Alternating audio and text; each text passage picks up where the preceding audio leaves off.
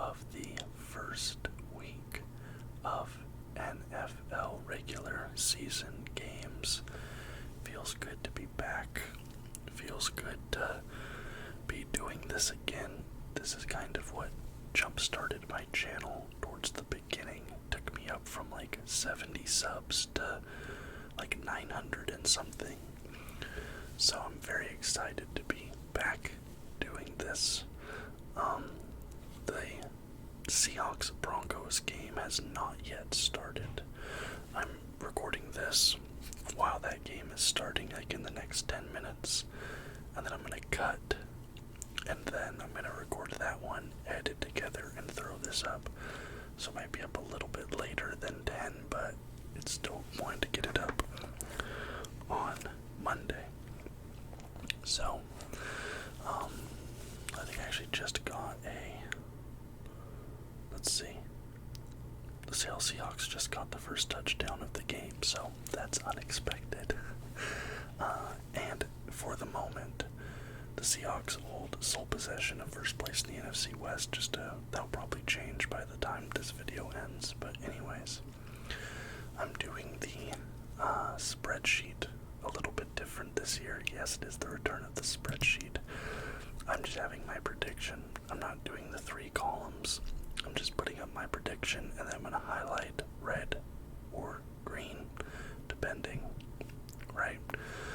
So, we're going to start with the biggest game this week, the Thursday night football game. The Buffalo Bills versus the Los Angeles Rams. I predicted that the Bills would beat the Rams. And I got that correct. So we're going to go green. Bills beat Rams. First one is good.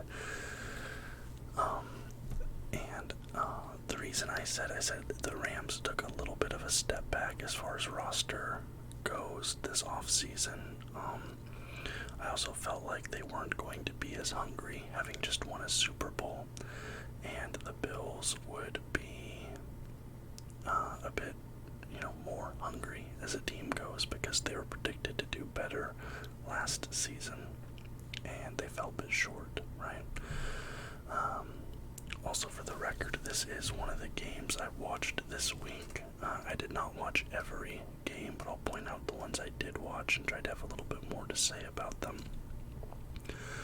Also, quick little note, but this has been a terrible opening week for starting quarterbacks in the NFL. I don't know if it's like they're getting too much rest during preseason and not being able to get that rust off, but there were so many interceptions this opening week. It was kind of shocking, actually, and that was illustrated really well in this game. Final score, Buffalo Bills 31, LA Rams 10. Starting off first quarter, Josh Allen just slinging it, coming out, opening touchdown. In the second, Stafford answers right back with a touchdown to Cooper Kupp before the end of the half. So you kind of have this idea, maybe we're going to go back and forth, but the second half is all Bills. McKenzie, then Josh Allen gets a running touchdown, and then a nice little deep ball to Stephon Diggs, 53-yard reception for Diggs. Stephon Diggs, just an amazing wide receiver. Funny thing to note here, Buffalo Bills were a 2.5-point favorite on this game, and the over-under was 53.5 points. So the bookies were expecting a slugfest here. They did not get one.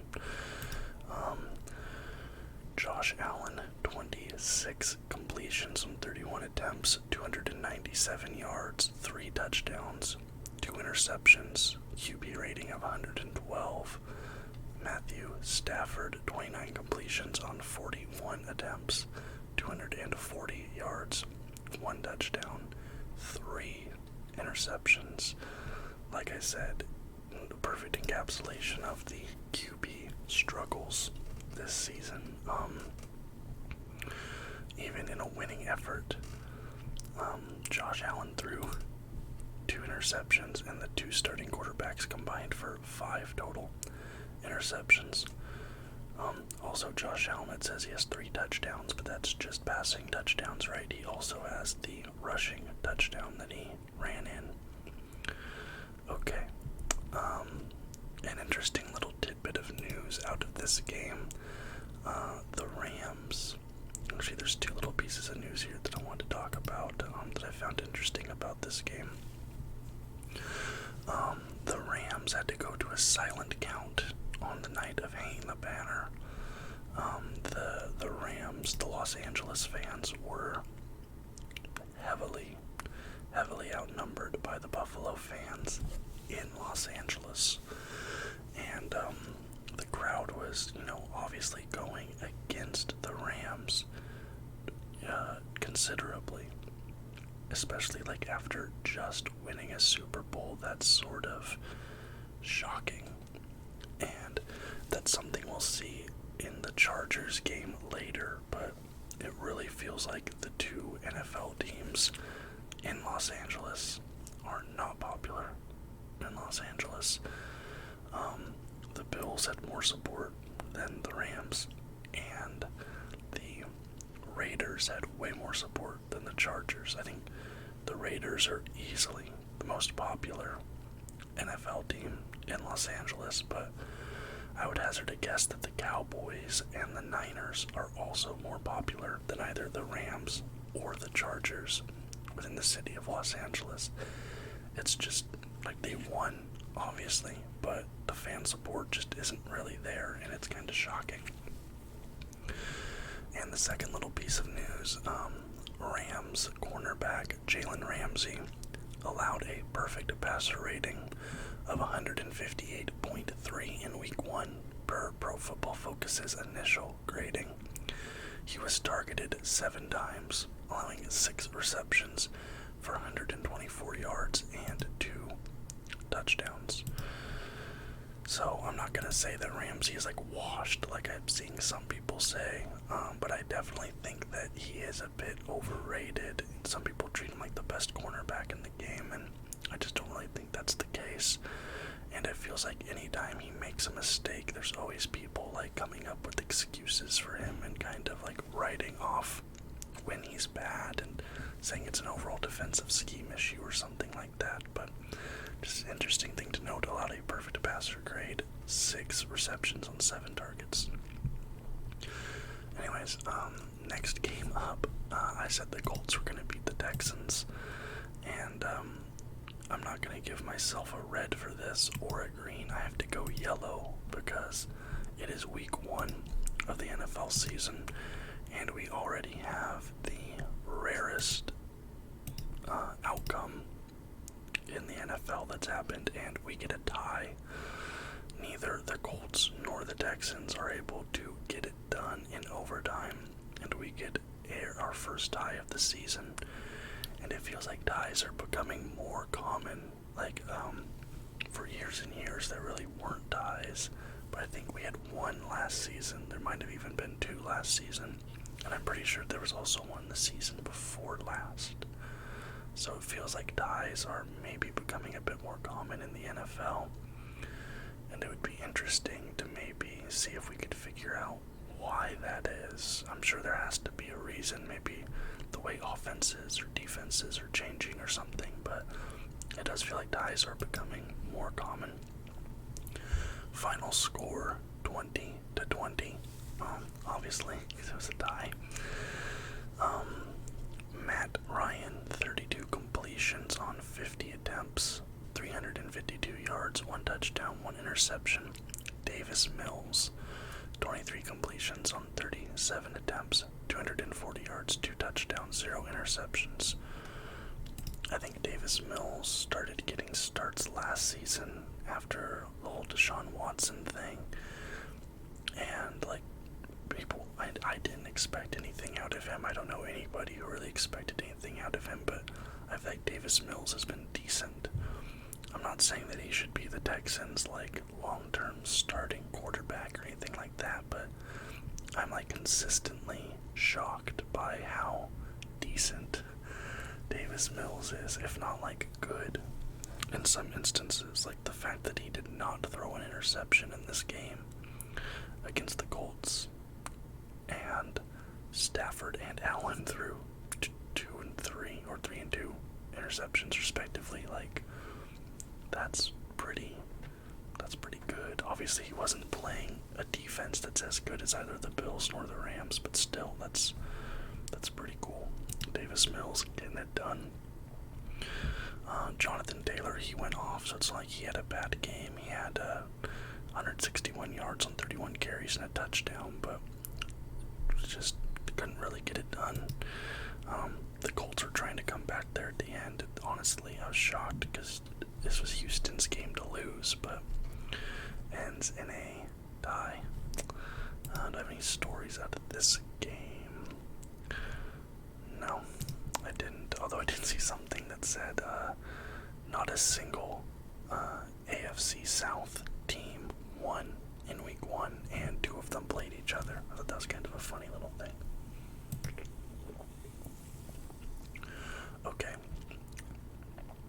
I predicted that the Bengals would beat the Steelers, and I get my first L.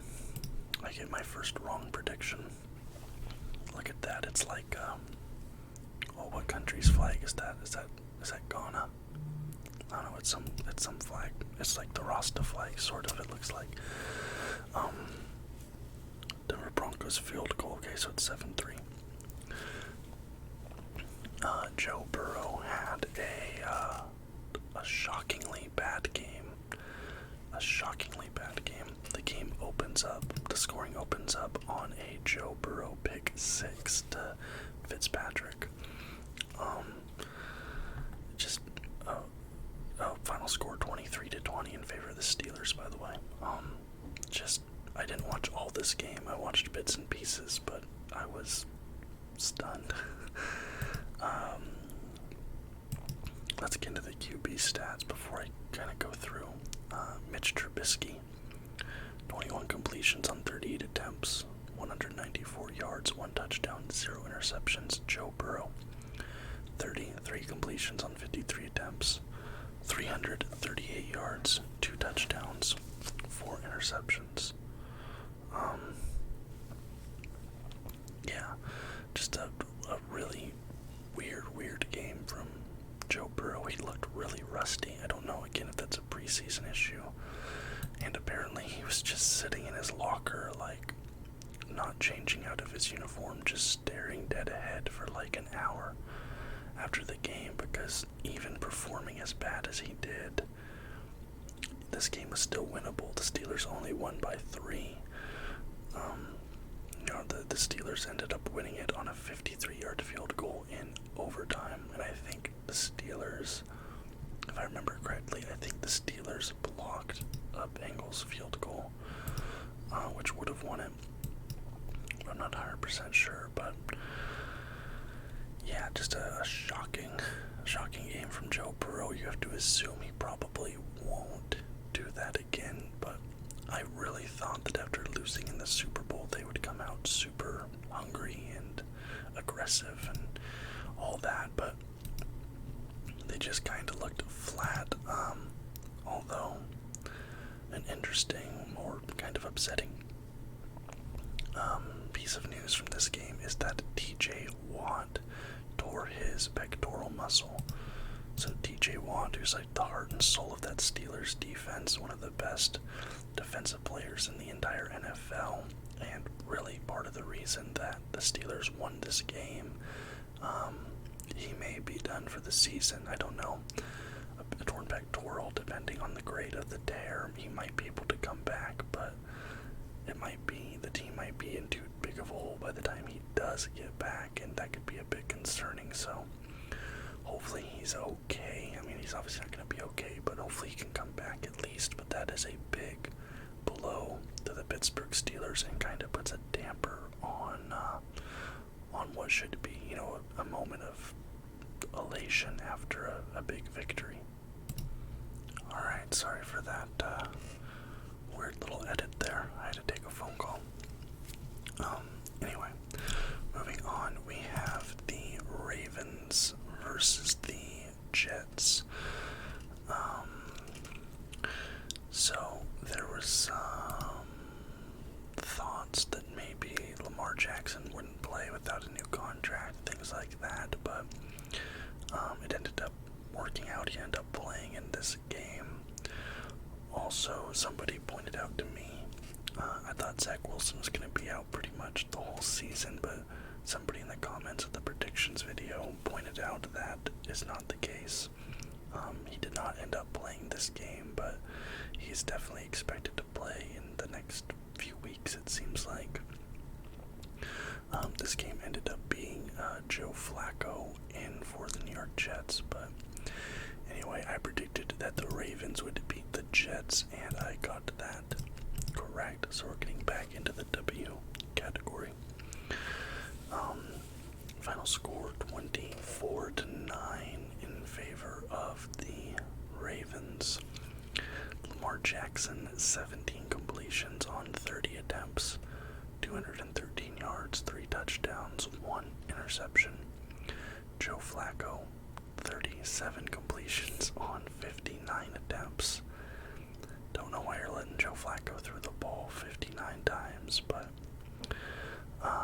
307 yards, 1 touchdown, 1 interception. And Lamar, no, he did not have any rushing touchdowns this game. That's interesting. Actually, the Ravens did not have any rushing touchdowns whatsoever. Kenyon Drake was their leading rusher. He only had 11 carries. So they were just doing a lot of, well, I guess only 30 attempts, so they must have been sharing the ball between a few guys, but alright. Next up, the Dolphins versus the Patriots. I predicted that the Dolphins would beat the Patriots, and they did. Cool little piece of news. The Dolphins beat the Patriots to win their 4th straight game over New England. It is the first time a team has beaten Bill Belichick's Patriots 4 times in a row. That's pretty impressive. Like I said, it feels like the Dolphins always give the Patriots trouble, even when the Dolphins are really bad and the Patriots are really good. It's just like an interesting phenomenon. It's like a nature or something, I don't know. Final score, Dolphins 20, Patriots 7. Mac Jones, 21 completions on 30 attempts, 213 yards, 1 touchdown, 1 interception. Tua Tagovailoa, 23 completions, 33 attempts, 270 yards, 1 touchdown, 0 interceptions. Should be noted that one of the touchdowns for the Miami Dolphins was a fumble recovery touchdown. Mac Jones was sacked, and I think it was Ingram. Ingram picked it up, ran into the end zone, touchdown. So you got a defensive touchdown there. I think Tua, he only had the 1 passing touchdown, obviously. So 2 field goals, 1 passing touchdown, and then the defensive one. And I saw some Dolphins fans upset by Tua's performance, saying he's not the guy, things like that, but he had a better performance than Mac Jones, and I still see a lot of people saying Mac Jones is going to be the future of the Patriots, things like that. So I'm not sure why the Dolphins fans are more harsh on Tua than Patriots fans are on Mac Jones. Do I disagree? I'm not particularly. I don't think Tua's maybe ever going to be a top 10 quarterback in the NFL, but I think he's decent as a starter for as many criticisms that I've had of him. Okay, next game, I predicted that the Raiders would beat the Chargers, and it was kind of close, but the Chargers ended up winning, which is the outcome that I wanted. It's just not the one I predicted. Derek Carr had one of the worst games of his career. It's not even just the 3 interceptions that he threw. It was like the timing of those interceptions, especially his last 2. They were both like the Raiders were in a position to make a comeback, and like in back-to-back, I think they're both in the fourth quarter, but they're at least both in the second half. Like clutch could potentially be taking the lead drives. He threw terrible interceptions, and his last interception of the game, his third one, was so bad. Like one of the worst picks I've ever seen. I've always kind of been critical of Derek Carr. I think he's pretty overrated. I don't think he's very good, but wow, this was a rough game from Derek Carr. The Chargers win 24-19 in SoFi Stadium.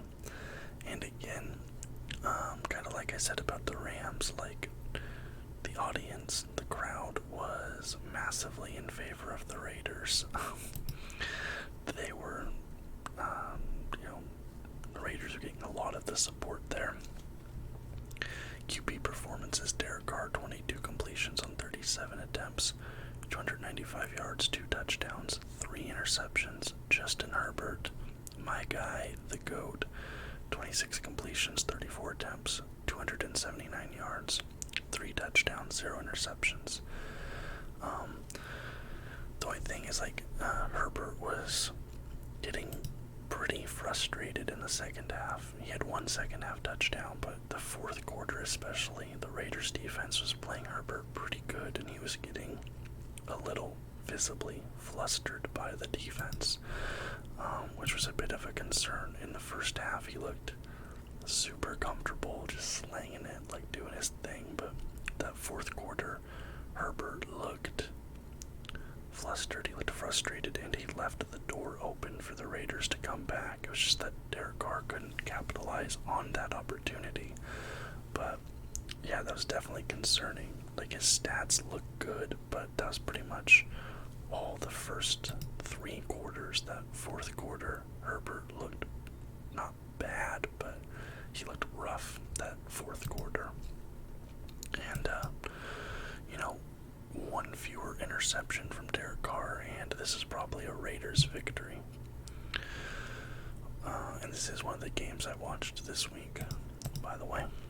Next up, I said that the Commanders would beat the Jaguars, and I got that one correct. They did win. Commanders go in. They beat the Jaguars 28-22. I said that the defense was going to win this game for the Commanders. And, although the defense was good, the real story of this game is Carson Wentz. And I have to give a shout out. There was somebody in my comments on the predictions video, like, the disrespect to my guy Wentz. I think that was the comment. And, you know what? You got me on that one. I was being a bit disrespectful to Wentz. I've never been a big Carson Wentz believer, but he had a great game. He had one of the better Week 1 quarterback performances. QB stats: Trevor Lawrence, 24 completions on 42 attempts, 275 yards, 1 touchdown, 1 interception. Carson Wentz, 27 completions on 41 attempts, 313 yards, 4 touchdowns, 2 interceptions. So, 4 TDs for Carson Wentz. I think only Mahomes had more touchdowns than Wentz in Week 1. And Trevor Lawrence, I was really hoping that coming into his sophomore season in the NFL, that Trevor Lawrence would look a bit better, that he would have stepped up a bit, look a little bit more seasoned, more confident, but he still looked a bit shaky out there. He still didn't look too confident in his reads, and I still have concerns about Trevor Lawrence. I don't think he's the long-term solution for Jacksonville, which is, like, shocking because of all the hype he was getting coming out of college. Like, people saying he's a generational talent, all that stuff, but he still has not lived up to that. Not at all. Not even in the slightest. Okay. The Cleveland Browns versus the Carolina Panthers. I said the Panthers would beat the Browns. I thought this was going to be the Baker Mayfield revenge tour, and it nearly was. It was close. But no, the Browns end up winning this 26-24. They win it on a 58-yard field goal to end the game off of a guy who does not even have a photo on the score.com.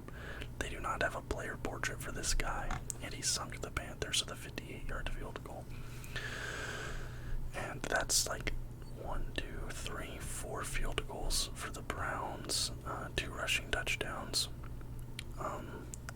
One passing, 1 rushing. Kareem Hunt. But our QB stats: Jacoby Brissett, 18 completions on 34 attempts, 147 yards, 1 touchdown, 0 interceptions. Baker Mayfield, 16 completions on 27 attempts, 235 yards, 1 touchdown, 1 interception. So, yeah, Baker in his debut for Carolina, not a terrible game, but he didn't look amazing either. Maybe he'll do better. He actually had a rushing touchdown as well in the 4th, so 2 touchdowns, but 1 passing. Baker, I assume he's probably still going to be the starter for the Panthers for the rest of the season unless he's hurt, but not a great first game from him. It was okay, but not fantastic. But yeah, that Browns team, I think you really should beat that Browns team. They didn't have Deshaun. Like, Nick Chubb Nick Chubb actually kind of cooked 141 yards on 22 carries. That's wild, but still, they were just running the ball down their throat all night.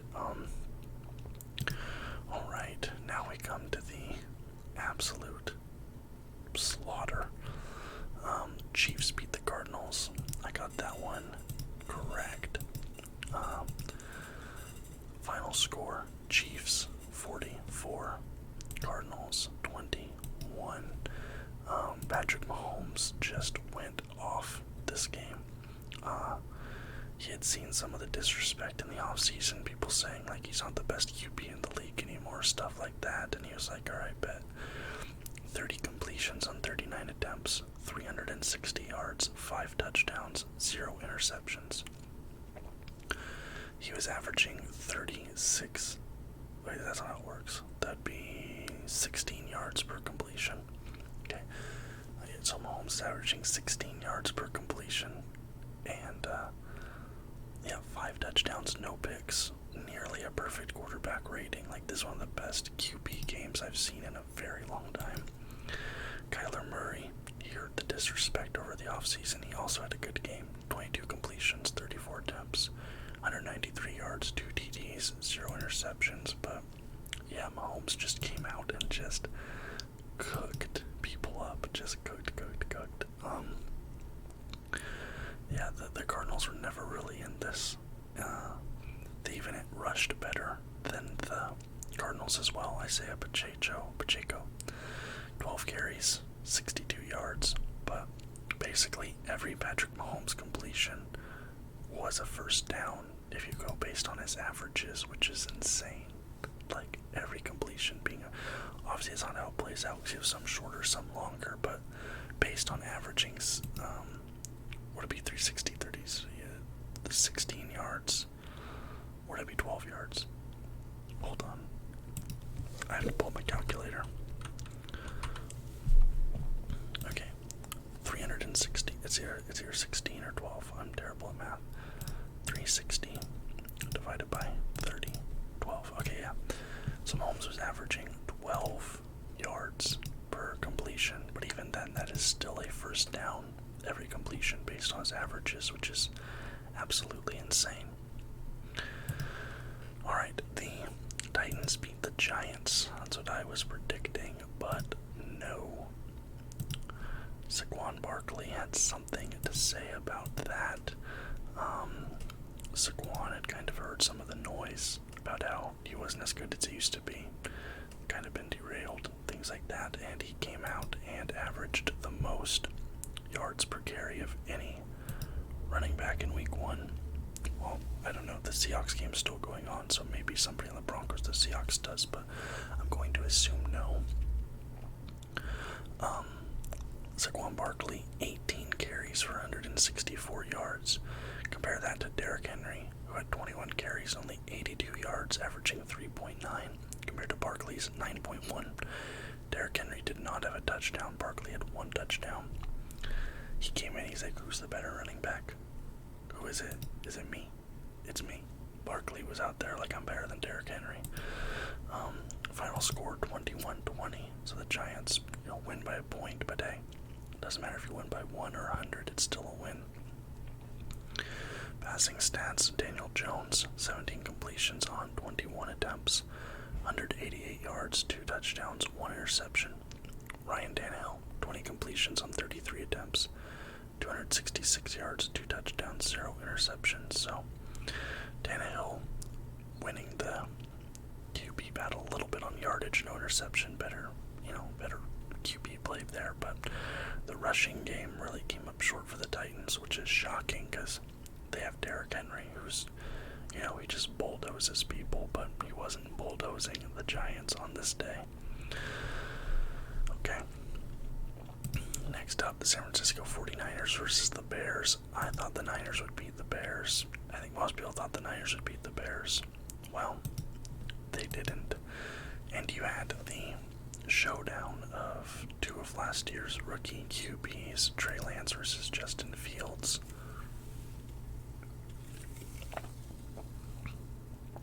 And these were the 2 QBs that both of these fan bases were like torn between, right?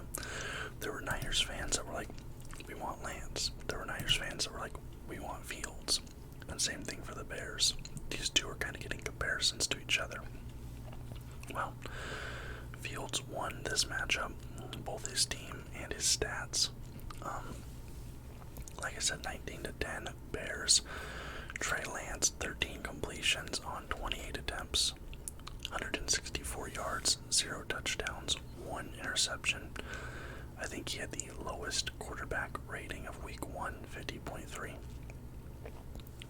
Justin Fields, 8 completions on 17 attempts, 121 yards, 2 touchdowns, 1 interception. So, Justin Fields did not throw very much. They were doing a lot of rushing the ball. Low volume for Fields. Both of these guys had a completion rate of under 50%, which is not great, but rushing, Khalil Herbert, 9 carries, 45 yards, a touchdown. There you go. That's the difference. And I think I'm going to go out on a very small limb here and say that Trey Lance is not going to be starting every game for the Niners this season, even if he's healthy. I think that the Niners are going to have to go back to Garoppolo sooner rather than later. Trey Lance is not looking like the guy. He's not going to be their long-term starting QB. He's not the future. I don't think Trey Lance is the answer. I think they have to go back to Garoppolo, especially if they somehow lose to the Seahawks next week. If the Niners start off the season 0-2 or 0-3 with Trey Lance starting every game, you have to go back to Garoppolo. Like, they can't be missing the playoffs this season.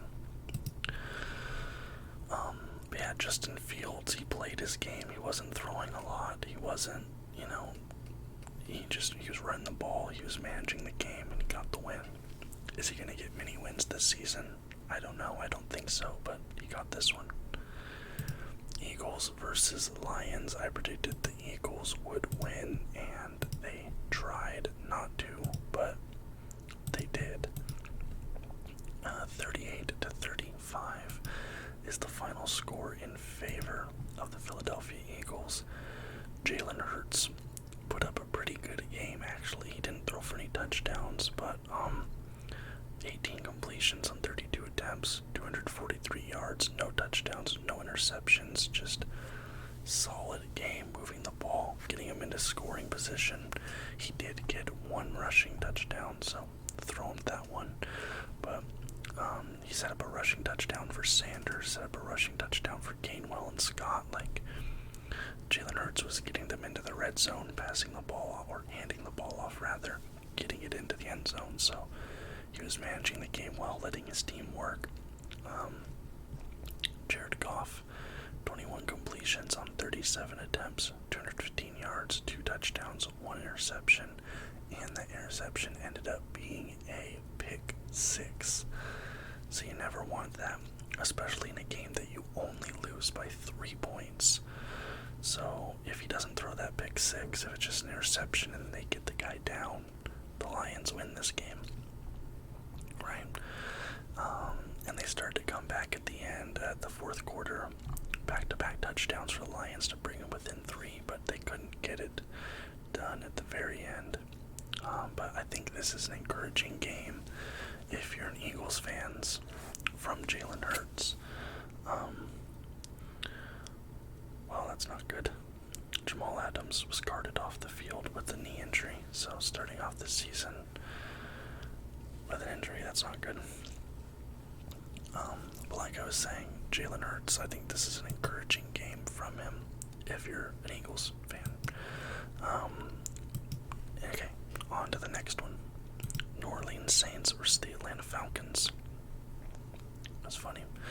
Jameis Winston versus Marcus Mariota.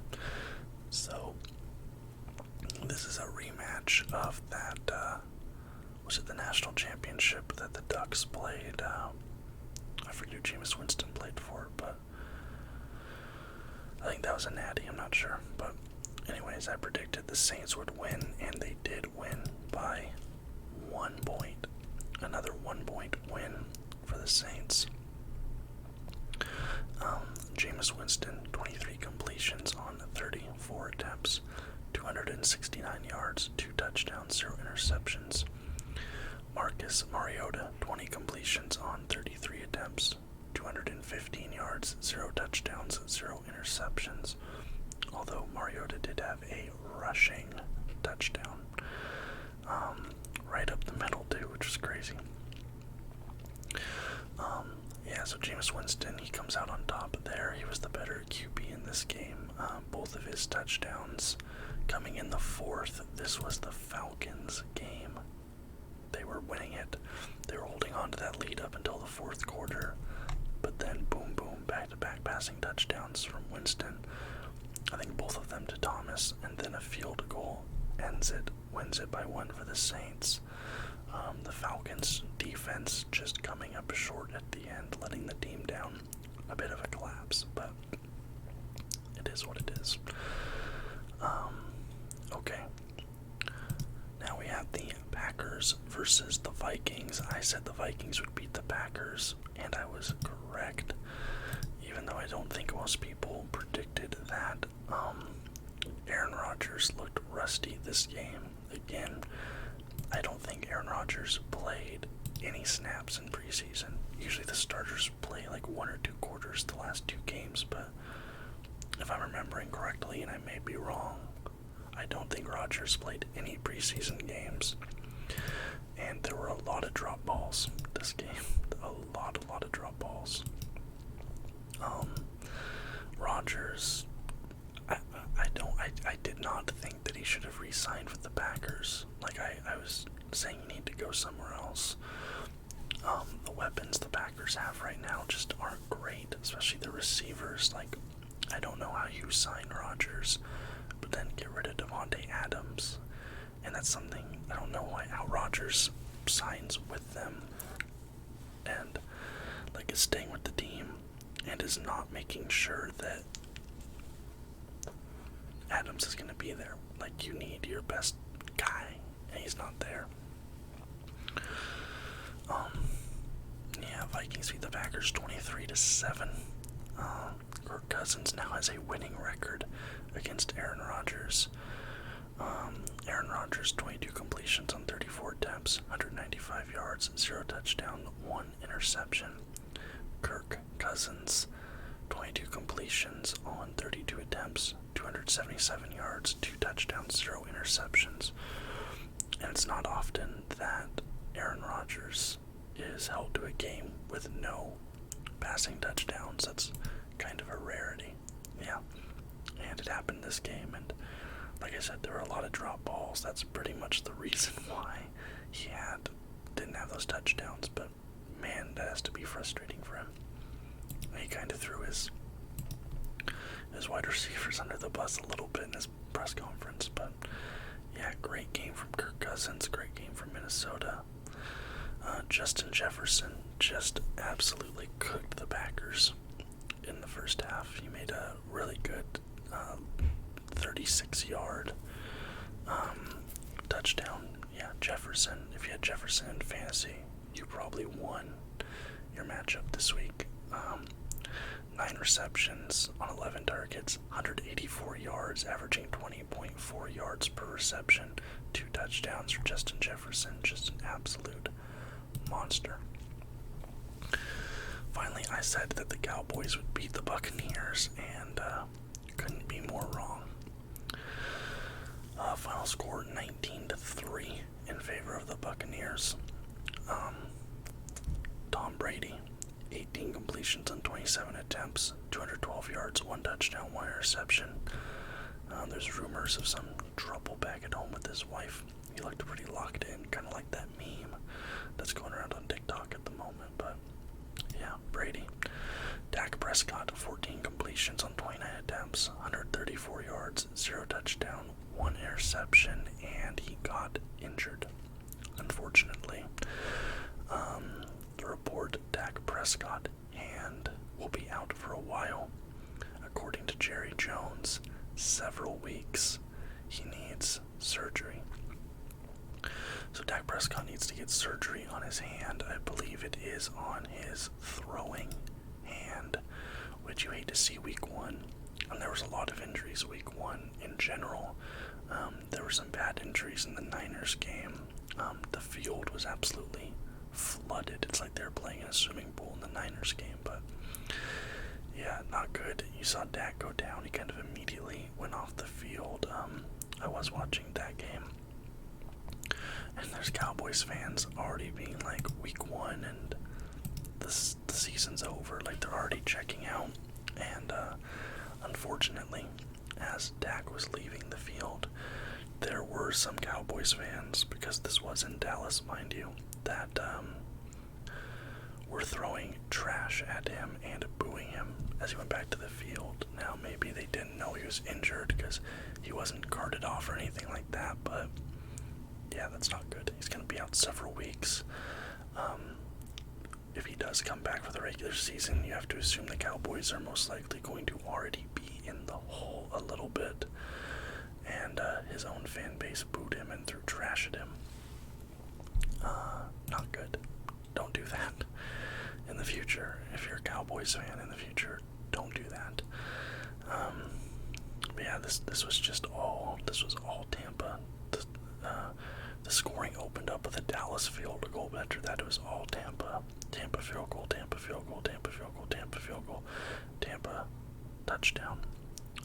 Pretty low scoring game, honestly, especially because the over-under on this game was 50.5 points, and it ended up being a total of 22 points. So if you bet the under on that game, you came out pretty good. But yeah, so I'm going to pause the recording here, finish this Seahawks game, and then when this game is over, I'm going to talk about that game. And yeah, so I'm going to put an edit right here.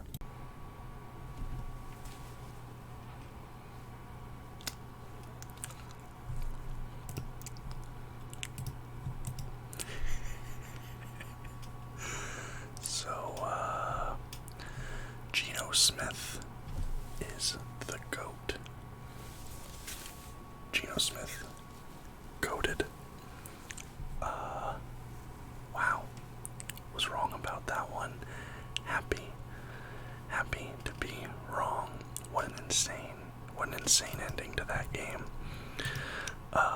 Seattle Seahawks defeat the Denver Broncos 17-16 in Seattle. The Seattle Seahawks become the only NFC West team to get a win this week and are first place in the division. I don't care if we get another win all season. I do not care. I don't care. I don't care. I'm perfectly happy to get this win and lose all the rest of them. Wow. Russell Wilson comes into Seattle to a chorus of boos. People didn't know if there's going to be boos or cheers, whatever.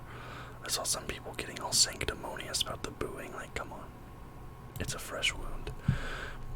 Russell Wilson, 29 completions on 42 attempts, 340 yards, 1 touchdown, 0 interceptions. Geno Smith, 23 completions on 28 attempts, 195 yards, 2 touchdowns, 0 interceptions. But all of Geno's points were in the first half. Like, both receivers, I think it was Disley and Parkinson, were like wide open on both times they scored. Like, Denver just wasn't even covering them. It was absolutely bizarre, but great game from the Seahawks. It got a little bit dicey there at the end, but can we talk about the end of that game for a second? Like, perhaps the worst time management. It's just, for a brand new head coach making his debut, that has to be one of the worst decisions I've ever seen from Hackett. Couple of tweets here. So yeah, there was a minute. They had a minute left and 3 timeouts, and it was like 4th and 5. They were on the Denver 48, I think. I don't remember the exact yard position, but they had 3 timeouts. 1 minute left in the game, 4th and 5. And then Russell gets in like he's going to take the snap, and then they take the clock way down and they call time. So now there's only like 20-25 seconds left in the game, and then they bring out the kicker. The most absurd thing I've ever seen. You're just running like time off the clock. You're just like, it's one of the worst things I've ever seen time management wise. But I saw this tweet here. It says, trade 3 players and 5 draft picks for a quarterback you're paying $242.5 million, and you still attempt a 64-yard field goal. And not just a 64-yard field goal, but then here's another tweet. The Brandon McManus 64-yard field goal would have been the 2nd longest in NFL history. Not this season, not the last few years. The 2nd longest in NFL history, the entire length of the league. Nathaniel Hackett decided that was more likely than Russell Wilson and his offense converting on 4th and 5. That is an all-time bad coaching decision. Probably one of the worst coaching decisions in the history of the league.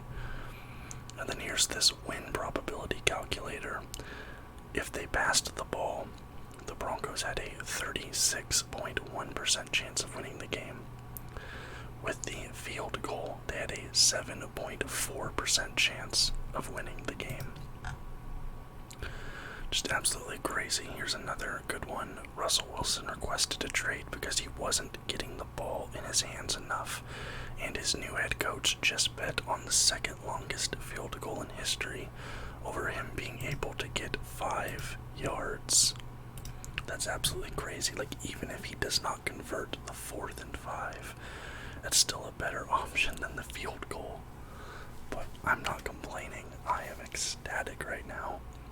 I am ecstatic. I'm a little bit concerned. DK Metcalf was very quiet this game. Extremely quiet. I don't even see yet. The best receiver for the Seattle Seahawks had 3 receptions for 43 yards. touchdown wiltlessly. Like, DK Metcalf was basically invisible this game, which is not good for a guy we just gave a huge contract to. My favorite player on the team. But, whatever. We won. We beat Russell Wilson. I'm happy. I'm happy to be wrong about that. Russell Wilson's probably fuming. Denver as a head coach that doesn't know what he's doing. Very fun day for me. Anyways, so this is how week 1 of the NFL went. I got 1, 2, 3, 4, 5, 6, 7, 8 correct. I'm going to give myself 0.5 for the tie. 8.5 out of 1, 2, 3, out of 16. 8.5 out of 16. Right. Correct. Pull up my calculator here. 8.5 divided by 16 is 53%. So it's 53% correct in week 1. Not a fantastic start to my NFL predictions, but it's fine. So, thank you guys so much for watching. I hope you enjoyed the video. I'd love to hear any and all feedback in the comments, what you thought of this crazy week 1 in the NFL, how you're feeling about your team after week 1, how you're feeling about your predictions after week 1. I'm feeling good. If you liked the video, please leave a thumbs up. Subscribe to the channel for more content just like this pretty much every single day. And until next time, guys, bye-bye. Let's ride.